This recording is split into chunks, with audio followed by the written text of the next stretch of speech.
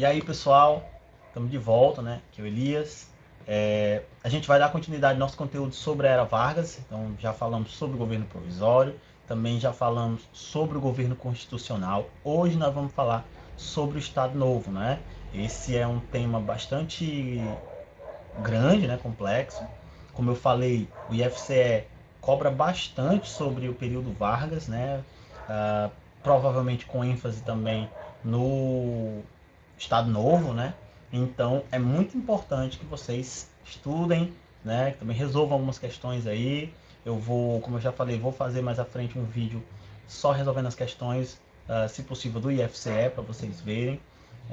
E aí a gente vai dialogando novamente, né? Vocês enviam as dúvidas lá no Google Class para eu poder estar respondendo, porque se você pretende fazer IFCE, esse é um conteúdo que você não pode não saber. Você tem que saber esse conteúdo e ele tem que estar bem fixado, bem consistente na sua cabeça aí para poder realizar uma boa prova lá no IF, tá bom? Então vamos para a aula.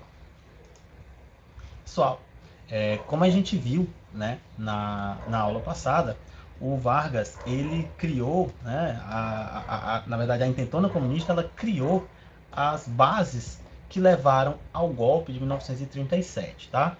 Esse golpe ele vem justamente num contexto de endurecimento do regime, como eu já falei. Lá em 1935, o Vargas já decreta o estado de sítio e inicia-se uma escalada do autoritarismo, né? A partir da intentona comunista, né? A partir de 1936, e essa escalada ela vem acompanhada, né? Também, como eu falei, de uma ênfase nessa ameaça comunista que existia, né? Que teoricamente existia, de que havia ali um grande complô para a tomada do poder, tá? E essa ameaça ela era constantemente alimentada, tanto pelo governo, como, por exemplo, por ações da AIB, né? A AIB sempre perseguindo esses opositores, né? Principalmente comunistas, e isso vai escalando aí, né? Levando a uma escalada gradativa do autoritarismo, do endurecimento do regime lá do Vargas, que vai, né, gradativamente levando ao golpe de 1937. Como eu falei, haveriam eleições presidenciais em 1938 e essas eleições, como na época, né, era proibida a reeleição, não havia reeleição, para quem não sabe, né, a Constituição de 1934 ela não permitia a reeleição, então você teria ali um mandato presidencial e depois de eleito esse candidato ele não poderia se reeleger imediatamente depois da, da sua eleição, enfim, do seu governo, né, como presidente. E aí, em 1936, 1937, já se discutia quem sucederia o Vargas, né? Vargas possuía um certo apoio, né, popular, né, principalmente, como eu já falei, Vargas fez um diálogo muito forte com o trabalhismo, né, com alguns setores das classes trabalhadoras, construiu ao longo desses primeiros 6, 7 anos de governo uma identificação com esse povo. Isso, como eu falei, vai se aprofundar ainda mais durante o Estado Novo, mas já criava-se essa identificação. Então havia esse questionamento, né? E o Vargas também entendia que em 1938 ele sairia do poder e ele, na verdade, tentou algumas medidas para conseguir lidar com essa transição, né? Fazendo aí uma pressão para que ele permanecesse no poder, né? Para que adiasse as eleições, né? Principalmente dentro daquele contexto, como eu falei, né? Você vai ter essa ameaça comunista, então o Vargas ele vai tentando ali o que ele podia para estender o seu poder. Já se via, né, que havia uma oposição, de certa forma, o Plínio Salgado almejava assumir o poder também, né, e isso também coloca o Vargas numa situação de conflito aí. De um lado a gente tem essa grande ameaça comunista pensada pelo Vargas, né, após a intentona, e também do outro lado, aí, na oposição, né, justamente dos comunistas, você também tem a AIB, no caso, o Plínio Salgado, como um possível rival, né? Um possível oposição ao governo Getúlio, aí, alguém que poderia eventualmente substituir ou tomar o poder aí de Getúlio Vargas. E isso, né, inclusive até havia uma intentona integralista em 38, é um exemplo de como havia essa rivalidade, de certa forma. Em 30 de setembro, pessoal, vem à tona, né, na Voz do Brasil, que era, ou na Hora do Brasil, que era um programa de rádio, né, o chamado Plano Cohen, né? Então, o que era esse Plano Cohen? O Plano Cohen era um documento que havia sido encontrado, né, que revelava um plano comunista, né, de tomada do poder. Então, havia uma série de determinações, né, de instruções para vamos botar assim, a deflagração de uma revolução, de um golpe, né, comunista que tomaria o poder, né, que subverteria a ordem naquele momento. Hoje a gente entende, né, grande parte dos historiadores defendem a ideia de que, na verdade, esse plano, né, foi um plano forjado, né, tudo indica que foi um plano forjado por um oficial do alto comando aí do Exército, que era o Olímpio Mourão Filho, também membro da Ação Integralista Brasileira. E esse documento havia sido forjado, né? Ele foi criado, foi inventado. Na verdade, não era um documento ligado de fato aos comunistas, né? E sim ali uma forja justamente para garantir uma certa radicalização daquela sensação de ameaça e que criou um fundamento para que o Vargas desse um golpe de Estado, fechasse o Congresso e assumisse o poder com autoritarismo. Né? Então, essa farsa, né, o Plano Cohen, ele sugeria essa ameaça comunista e o Vargas vai se aproveitar desse momento, né, para assumir o poder. Vargas possuía, claro, o apoio da grande burguesia, né, a grande burguesia urbana, principalmente, como eu já falei, se você tem uma ameaça comunista, e o comunismo ele faz justamente uma crítica ao modo de vida burguês e tal, a burguesia, a grande burguesia urbana, ela vai justamente se sentir ameaçada com isso e vai apoiar o golpe de Estado. A classe média também, que se identifica com os ideais dessa burguesia, também acaba assumindo aí um apoio a esse golpe.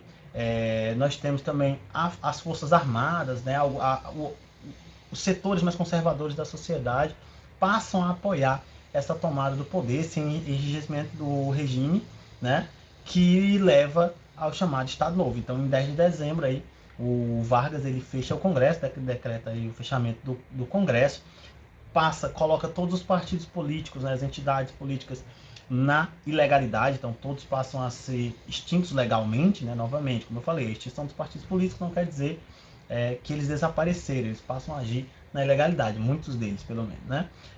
E passa então a decretar uma nova carta constitucional abolindo, né, revogando a Constituição de 1934, tá bom? Então, o Vargas aí dava início a um novo momento do governo dele, que é o Estado Novo, né, que passava a ser, vamos dizer assim, fundamentado na Constituição de 1937. Tá? Essa Constituição, o que ela trazia? Ela centralizava o poder no presidente, né? De forma que o Vargas ele passa a atuar de forma extremamente autoritária e com o poder extremamente centralizado nele, né? Como você tem o fechamento do Congresso, para quem não sabe, o Congresso ele é um dos órgãos fundamentais da democracia, né? E é um dos poucos órgãos que pode fazer um equilíbrio de forças aí entre os poderes, né, poder legislativo, poder executivo. Então, o fechamento do Congresso representava justamente um desbalanceamento desses poderes, e aí o poder executivo, no caso aí representado pelo presidente, que era o Vargas naquele momento, passa a ser o poder que sobrepõe os demais e utiliza da força e do autoritarismo para poder atingir seus objetivos. Tá? A Constituição, então, de 1937 centralizava o poder no presidente, extinguia os partidos políticos, né, colocava todos os partidos políticos na legalidade, inclusive a Ação Integralista Brasileira, né, como eu falei, que inicialmente chega a apoiar o Vargas, né, e tem ali uma relação até razoavelmente boa com o Vargas, mas também entra na ilegalidade após a Constituição de 1937. Aí, sem falar, né, claro, da ANL, que já estava na ilegalidade, do PCB, os sindicatos não entram na ilegalidade, mas passam a ser governados pelo Estado, então aqueles que não eram passavam automaticamente para a ilegalidade. Então, quer dizer, tem uma série de medidas que passam a entregar o controle, de certa forma, das entidades sociais e da forma de organização social para o Estado. Né? Aqui, ó, a gente tem a restrição da liberdade de imprensa. Então, o Vargas a Constituição criou, né, o Departamento de Imprensa e Propaganda, que era um órgão estritamente responsável pelo controle da informação que havia distribuída nessa sociedade, né? Um órgão que estabelecia essencialmente a censura, né? Então, controlando os meios de comunicação, né? A imprensa, os jornais, as revistas, as publicações, as músicas. Isso vai ser uma característica muito importante desse governo, porque é nesse momento que a gente vai ter uma aproximação mais, vamos dizer assim, uma aproximação maior do governo Vargas ao modo do fascismo italiano e também, né, do nazismo ali alemão. Então, quer dizer, nós temos um regime que se tornava cada vez mais autoritário e que passava a controlar, né, as liberdades sociais aí, no caso. Os estados, como eu já falei, né, antes, lá ainda no governo provisório, os estados já tinham sofrido uma série de atentados à sua autonomia. Com a Constituição de 1937, essa autonomia ela é totalmente revogada, de forma que os interventores passam aí a obedecer diretamente ao Vargas, né? O Vargas passa a controlar esses interventores de uma forma mais efetiva e com maior autoritarismo, né? O Vargas mantém o estado de sítio, então o Brasil continuava em estado de sítio, que permitia ao Vargas o uso da força e da repressão, né, contra os opositores.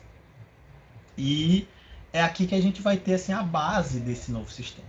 Né? Pessoal, o Estado Novo, né, inclusive o nome Estado Novo, ele faz referência aí ao regime lá em Portugal, né, do Salazar, né, que também chama lá Estado Novo, então, que também é um regime fascista, tá? Para quem não sabe, o fascismo de Portugal é chamado de salazarismo, e o governo dele lá ficou conhecido como Estado Novo. O Vargas ele absorve também esse jargão aí, essa denominação, demonstrando, por exemplo, a influência que ele recebia dessas ideologias europeias aí. Então, o Estado Novo é marcado pelo autoritarismo.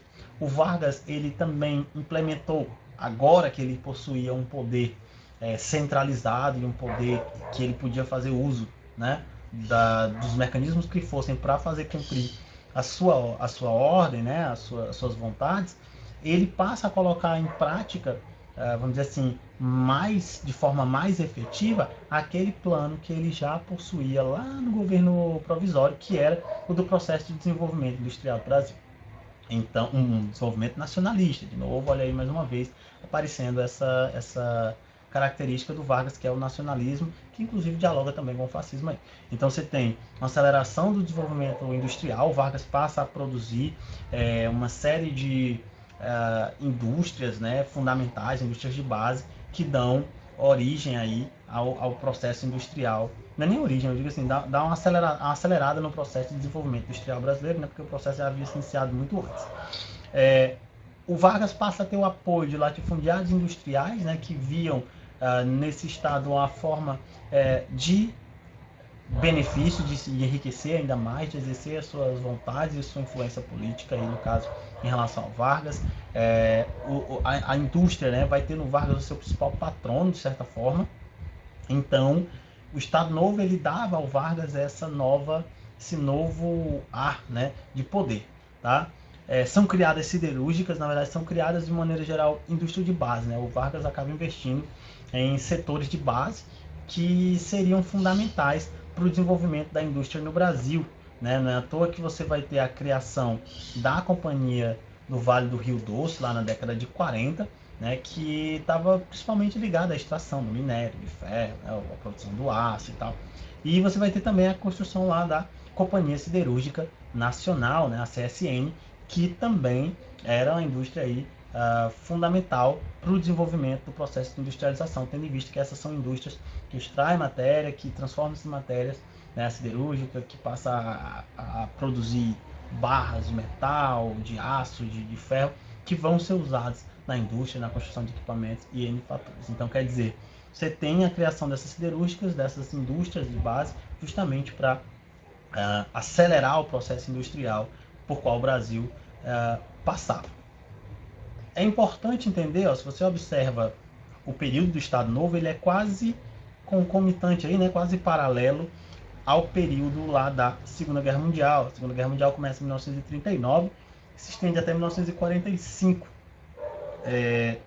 E o Vargas ele pega justamente esse período. Então, assim, o Vargas também sente a presença, né, da guerra, ainda que, pelo menos não nos primeiros anos, o Brasil tenha entrado diretamente na guerra, né? O Brasil só entra na guerra lá em 1941. O Vargas, ele não tem, né, não consegue, naquele momento, fazer avançar muito economicamente, tendo em vista a crise econômica pela qual o mundo vivia, né, e o Brasil também. Então, é um contexto de crise, apesar de que há um crescimento industrial razoável. Mas, como eu falei, como você tem um contexto de crise, né, de queda, principalmente a partir da década de 40, de queda nas exportações, né, por conta que muitos países passam a entrar em guerra, países que eram aliados comerciais do Brasil passam a entrar em guerra, e isso vai se refletir, né, nessa relação econômica que esses países estabeleciam. Tá? Em 1943 a gente vai ter a consolidação das leis de trabalho. Como eu falei, o Vargas ele dialoga muito com o trabalhismo, né? Então buscou uma aproximação muito grande com os trabalhadores, de certa forma com o movimento operário de maneira geral, né? E aí, em 1943, ele lança a Consolidação das Leis de Trabalho, né, que é basicamente a lei que fundamenta a regulamentação do trabalho, que já havia sido estabelecida com a Constituição de 1934, mas que era aprofundada e estendida agora com a consolidação das leis de trabalho. Então, o que esse código ele trazia para os trabalhadores? Férias remuneradas, né? Então, os trabalhadores tinham direito a receber os 30 dias de férias remunerados, então eles tinham direito a receber mesmo naquele período de férias, né? Você tinha a igualdade salarial entre homens e mulheres, isso é lei, tá, pessoal? Então, assim, a gente sabe que ainda hoje, né, as mulheres elas recebem menos que os homens para exercer as mesmas funções, muitas vezes. E isso reflete, né, esse patriarcalismo, né, da nossa sociedade. Mas, no entanto, na lei, né, ficava definido que homens e mulheres receberiam salários iguais. No entanto, a gente sabe que entre a lei e a prática existe uma distância um tanto quanto grande. Tá? A jornada oficial ficava sendo de 8 horas, né? Jornadas diárias de 8 horas, podendo ultrapassar, no entanto, que fosse remunerado. Trabalhadores urbanos eram beneficiados por essa consolidação. Só. No entanto, aqui a gente entra numa coisa muito complexa e complicada aqui, no caso da consolidação das leis de trabalho, pelo menos na década de 40, que ela versava essencialmente sobre trabalhadores urbanos, desconsiderando quase que praticamente os trabalhadores camponeses, trabalhadores artesanais e outros trabalhadores que acabavam não se encaixando nesse modelo aí pensado pela CLT, né? Não é à toa que, por exemplo, você vai ter a gente puxa para o Ceará aqui, em 1943, 42, você vai ter a chamada o raid da Jangada São Pedro, né? Que você vai ter trabalhadores aqui do litoral de Fortaleza que passam eles velejam daqui do Mucuripe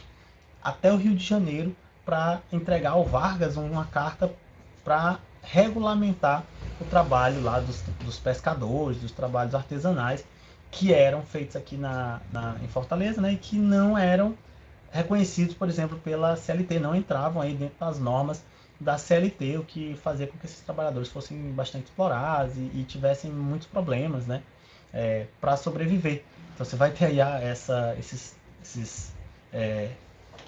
jangadeiros que saem daqui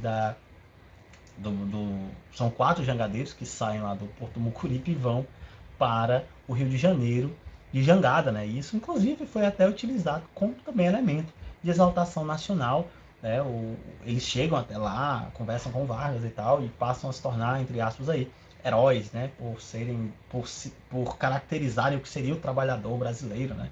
Heróis, destemidos, que enfrentaram o mar numa jangada, né? E então virou filme também. Então, assim, é uma coisa que trazia esse antagonismo, né? Você tinha uma consolidação que regulamentava, de certa forma, bem profundamente o trabalho urbano, mas deixava quase que de forma negligenciada o trabalho, por exemplo, no campo, né? O trabalhador rural ou o trabalhador artesanal, que não entrava nessa CLT. Tá? Gente, os sindicatos, eles passavam também a ser controlados pelo Estado. Como eu falei, os sindicatos, que eram aqueles órgãos de luta, né, dos trabalhadores para exigir os seus direitos, passam a ser controlados pelo Estado. Era uma forma de manter a ordem, né, e também de fiscalizar a ação desses sindicatos, evitando greves e outros conflitos que existiam entre trabalhadores, né, e os patrões.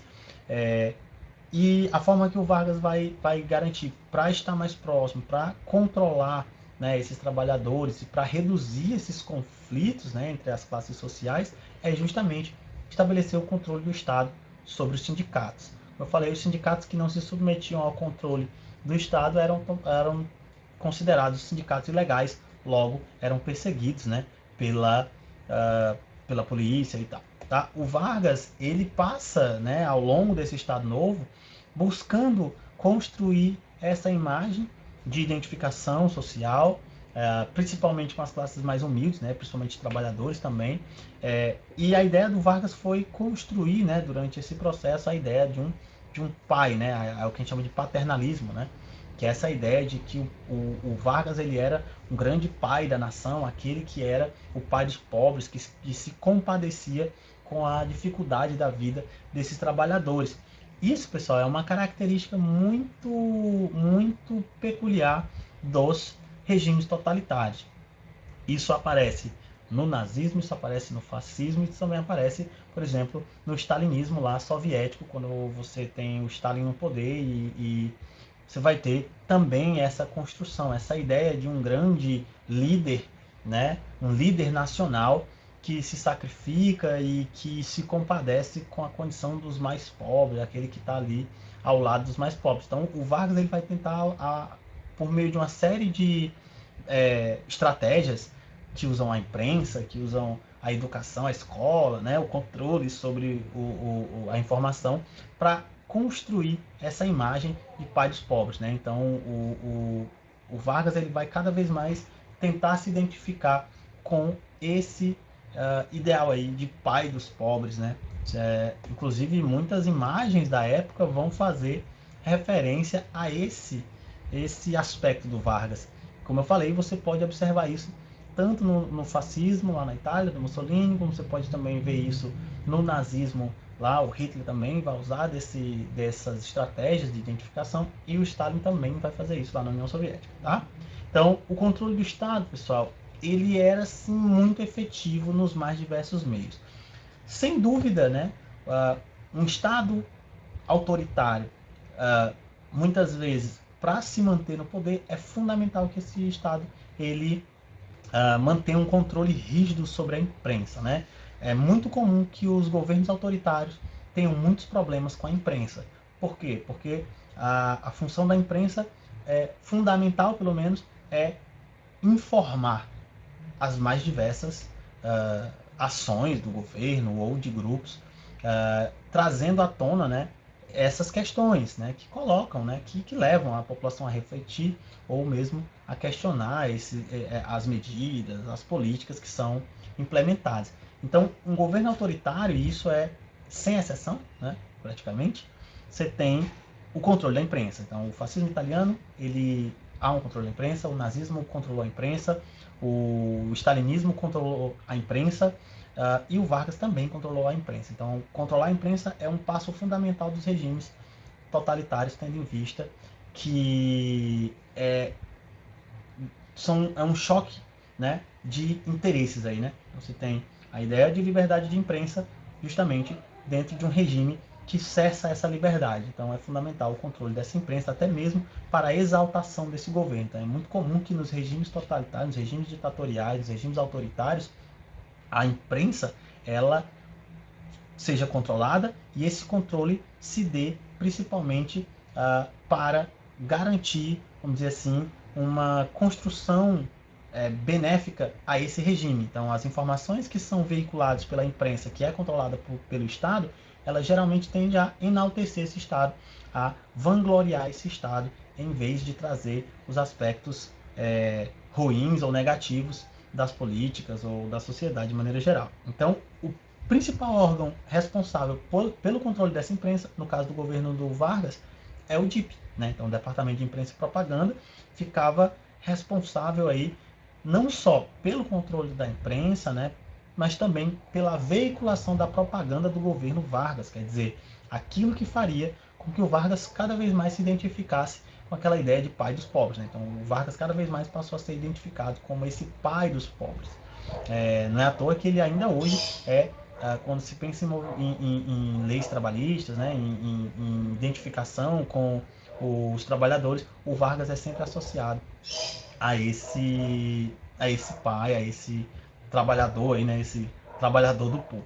Né? Então, o DIP ele vai utilizar um dos canais fundamentais do governo Vargas, que era a chamada Hora do Brasil, que era um programa de rádio que passa a ser assim o elemento central desse governo, porque era por meio da Hora do Brasil que o Vargas fazia os pronunciamentos, né, que ele fazia um contato com essa população, como eu falei, sempre enfatizando essa busca de identificação.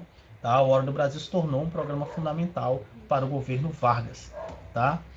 O Vargas, o DIP, né, na verdade, ele passa então a controlar, de forma que, por exemplo, a Hora do Brasil ele só trazia elementos que buscassem enaltecer o governo Vargas e principalmente a figura do Vargas, né, com essa intenção. Você também vai ter a produção de folhetos, cartilhas, né, panfletos, que exaltavam, né, a imagem do Vargas como esse grande pai, esse pai da nação, esse pai dos pobres, esse líder, esse salvador que ele se propunha. Né? E essas cartilhas elas eram distribuídas, né, na escola, em jornais, haviam muitos folhetos. Então, quer dizer, você vê que há um esforço, né, institucional, né, no caso aí do Estado, para garantir a manutenção desse poder e a exaltação desse governo. Todas as ideias que eram contrárias, obviamente, elas eram perseguidas, né? Então, jornais clandestinos, né? Porque havia sim uma imprensa clandestina ligada aos partidos de oposição, comunista, socialista, anarquista. Havia imprensa anarquista, havia imprensa de trabalhadores, né? Assim, alguns sindicatos produziam alguns jornais. Então, quer dizer, eles passam a ser perseguidos de forma bastante concisa, assim, os caras vão fazer uma perseguição bem ferrenha a esses grupos, a esses jornais.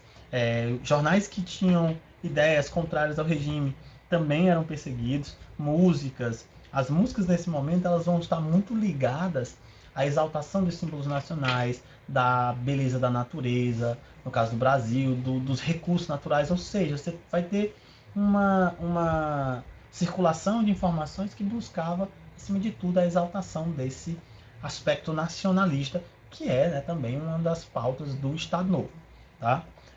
Aqui algumas imagens fundamentais. Você tem aqui umas cartilhas aqui, né, uns folhetinhos.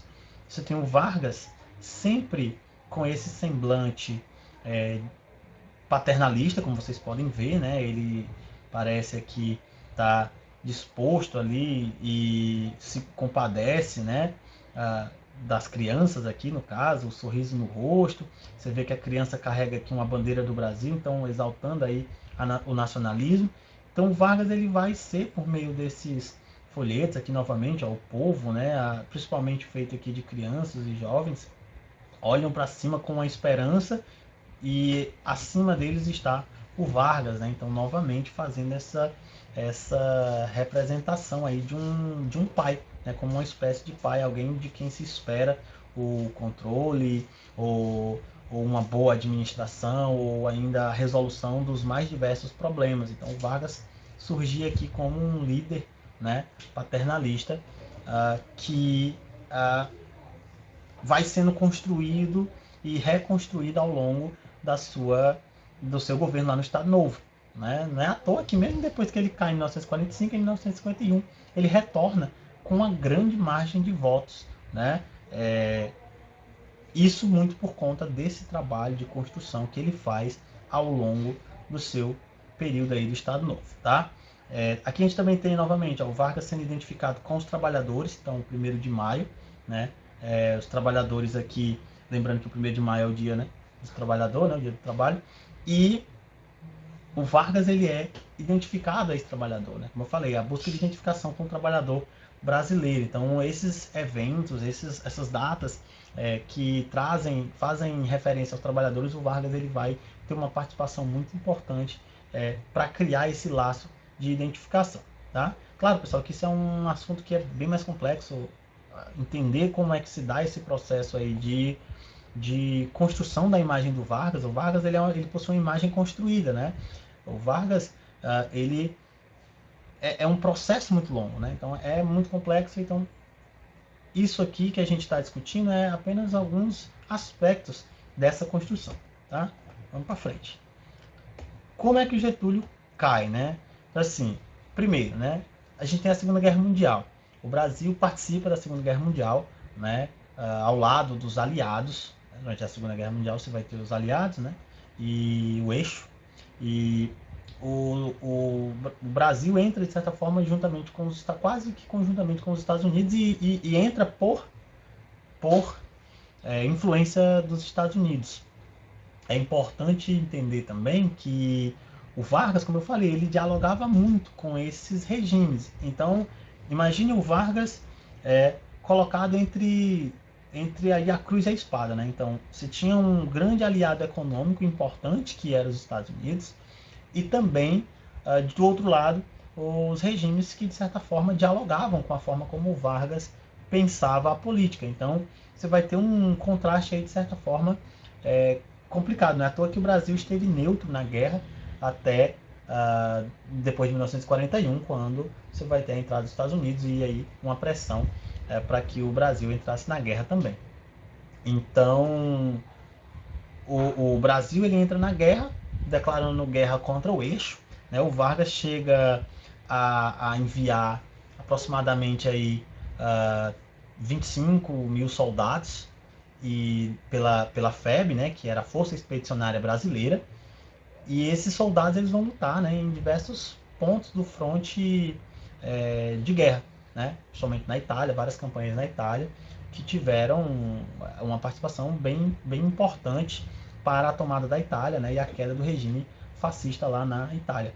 Então o Vargas ele lança esses soldados, né, para lutar lá, e aí criam-se alguns contrastes, né, que era um governo autoritário, né, nos moldes do fascismo, lutando contra o fascismo, né, contra os regimes totalitários lá na Europa. E aí cresce, né, principalmente entre os setores opositores do Vargas, a exigência, né, de abertura democrática. Afinal de contas, o Vargas já estava no poder aí desde 1930, né, e diversas vezes fazendo manobras para se manter no poder. E nós já estamos falando da década de 40 e nem sinais, né, não havia nenhum sinal de que o Vargas colocaria fim ao seu governo. Então surge, né, em diversos setores a luta pela abertura democrática aí do período Vargas. E o Vargas é pressionado, né, de diversas formas, inclusive pelas Forças Armadas que anteriormente eram aliadas do Vargas. E aí você vai ter, em 1945, haveriam eleições, né, o Vargas ele vai renunciar, né, ele é praticamente obrigado a renunciar, e em 1945 haveria eleições, né, e abertura democrática, tá bom? Então você teria a reabertura dos partidos políticos, né, a reorganização. Não é à toa que a partir de 1945 você vai ter o ressurgimento de uma série de partidos políticos, como o PSD, né, que é o Partido Social Democrático, a UDN, que é a União Democrática Nacional, você vai ter o PTB, que era o partido, né, que descendia aí do Vargas, tá? E a volta do PCB, que também vai ficar na legalidade por pouco tempo, né? Depois o PCB volta à ilegalidade, aí você vai ter um longo período de legalidade aí do PCB. Ainda no final do governo Vargas, né, o DIP, né, que era ali o principal, um dos principais membros desse regime, passa a organizar o chamado movimento queremista, né, que era o quê? Que era um movimento que buscava, acima de tudo, manter o Vargas no poder. Então, o DIP, juntamente com alguns sindicatos, né, controlados pelo Estado, vão tentar organizar ali uma série de manifestações em que trabalhadores iam para a rua com o cartaz Queremos Vargas, né? Por isso o nome queremista, né? O movimento queremista, porque a ideia era Queremos Vargas. E é claro que é um movimento que não teve resposta, né? Tendo em vista que o Vargas é tirado do poder e aí você vai ter a abertura democrática. Pessoal, com a abertura democrática, né? Você vai ter a anistia dos presos políticos, porque foram vários os presos políticos durante o governo Vargas. Preso político basicamente é o quê? É aquela criatura, aquele ser que é preso em decorrência de disputas políticas, de oposição política ou algo desse tipo, tá? O DIP ele é extinto, né, após 1945, com a queda do Vargas. O DIP ele é extinto. As Forças Armadas elas se articulam, né, para depor o Vargas e dar fim ao Estado Novo. Então isso acontece em outubro de 1945, né, principalmente liderado pelo Góes Monteiro aí, que foi um dos apoiadores do Vargas. O poder, né, tendo em vista que não havia ainda uma Constituição naquele momento, é entregue ao Supremo Tribunal Federal, ao chefe lá do Supremo Tribunal, que era o José Linhares, e aí as eleições ficavam marcadas para o dia 2 de dezembro. Então, de outubro de 1945 até dezembro, o governo esteve sob o poder do STF e as eleições ficavam agendadas para aquele momento. O Vargas ele sai, né, ele sai do poder, ele renuncia e tal, ele é deposto, mas, de certa forma, se mantém, né, muito forte. Né? Inclusive, o Vargas, ele mesmo, ele se distancia, né? ele vai lá para o Rio Grande do Sul, volta para o Rio Grande do Sul, mas havia aí a intenção do Vargas aí de voltar ao poder em breve. Então, aí, em 1945, quem vence é o Eurico Gaspar Dutra, né? E você tem o fim da era Vargas, né? E aí você vai ter agora um longo período democrático aí que vai de 1945 até 1964, quando você vai ter um novo golpe, que é o golpe de 64. Então, quer dizer, você vai ter aí agora, com o fim do Estado Novo, um período de democracia, e o Vargas ele vai voltar ao poder sim em 1951, só que dessa vez pela via democrática, né? Assim, em 1930 ele chega ao poder pela Revolução de 1930, em 1951 ele vai chegar ao poder pela via democrática, com uma ampla margem de votos, e governa até 54, quando ele comete suicídio, e aí você vai ter o fim do governo Vargas. Então, a era Vargas, pessoal, ela termina aqui em 1945, com o fim do Estado Novo, e as eleições de 1945 e 1946 você também vai ter uma nova Constituição, já sob o governo do Gaspar Dutra, tá bom? Então, eu espero que tenha sido claro, que tenha sido proveitoso, que vocês possam, né, assistir esse vídeo, se possível mais de uma vez, leiam o livro de vocês, façam as anotações. Governo Vargas, pessoal, era Vargas, não pode ficar dúvida, tá? Então me enviem lá qualquer dúvida que vocês tiverem em relação ao conteúdo, que eu vou responder o quanto antes. Não deixem de fazer as atividades, porque elas valem nota, tá bom? E vamos para frente, tá? Então, obrigado por assistir, até a próxima.